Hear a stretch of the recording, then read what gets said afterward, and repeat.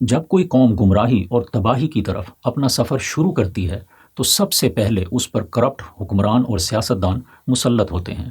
جب گمراہی میں کچھ اضافہ ہوتا ہے تو بیوروکریٹس اور اداروں کے افسران میں بھی کرپشن پھیل جاتی ہے۔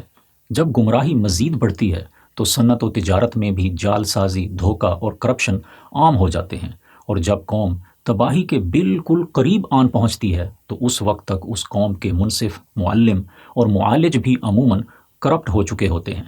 آج اگر ہم اپنی عدالتوں، درسگاہوں اور ہسپتالوں کا حال دیکھیں تو ہمیں بخوبی اندازہ ہو جائے گا کہ ہم گمراہی کے اس سفر کی کتنی منزلیں طے کر چکے ہیں۔ جہاں تک تو عدالتوں اور درسگاہوں کا سوال ہے تو ان کی زبوں حالی کے کلی ذمہ دار حکومتیں اور ادارے ہیں، تاہم ہسپتالوں کو برباد کر کے اور خلق خدا پر میل پریکٹس اور کرپشن زدہ پرائیویٹ پریکٹس کا عذاب نازل کرنے میں حکومتوں کے ساتھ ساتھ ان ہستیوں نے بھی بھرپور کردار ادا کیا ہے جنہیں خلق خدا مسیحا کہتی ہے۔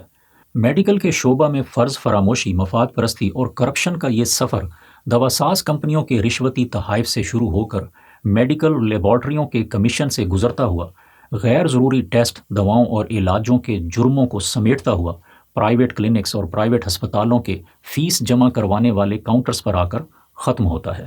اگرچہ ہمارے معاشرے میں بعض اچھے، حق شناس، مخلص اور درد مند دل رکھنے والے ڈاکٹرز بھی موجود ہیں، تاہم سرکاری ہسپتالوں سے شہرت پانے والے اور سرکار سے بڑی تنخواہیں حاصل کرنے والے اکثر پروفیسر ڈاکٹرز مریضوں کا علاج سرکاری ہسپتالوں میں کرنے کے بجائے اپنے پرائیویٹ کلینکس پر کرنا پسند کرتے ہیں۔ بہت سے پروفیسرز اپنے سرکاری ہسپتالوں میں علاج معالجے کا معیار جان بوجھ کر اس قدر گرا دیتے ہیں کہ لوگ مجبور ہو کر ان کے پرائیویٹ ہسپتالوں کا رخ کرتے ہیں۔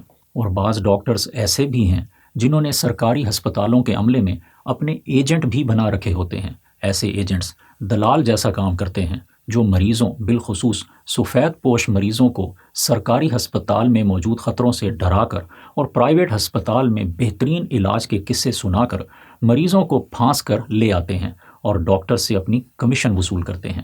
میڈیکل کا شعبہ جو کبھی مقدس ہوا کرتا تھا اب کوٹھوں کے کاروبار جیسا بن چکا ہے۔ مادہ پرستی نے نہ صرف محبت اور دوستی کے رشتوں کو قطع کر دیا ہے بلکہ انسانیت، خدمت اور خیر خواہی کے جذبوں کو بھی روند ڈالا ہے۔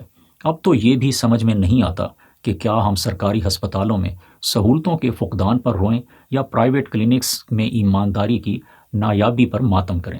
میں اپنے ڈاکٹرز کولیگز کو بڑی عاجزی سے یہ یاد دہانی کرانا چاہتا ہوں کہ اللہ تعالیٰ نے آپ کو میڈیکل کا شعبہ مخلوق کی خدمت میں بے لوث ہو کر آخرت کی سختیوں سے بے خوف ہونے کے لیے ایک بہترین موقع کے طور پر عطا کیا ہے۔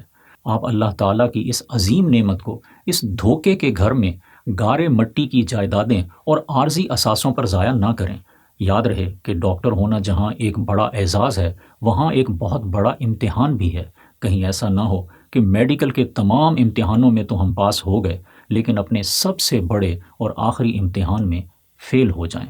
الدنیا دار العمل والآخرہ دار الجزاء، الدنیا دار الابتلاء، الدنیا دار الفنا، الدنیا مزرعۃ الآخرہ۔ مجھے اپنی دعاؤں میں یاد رکھیے۔ السلام علیکم۔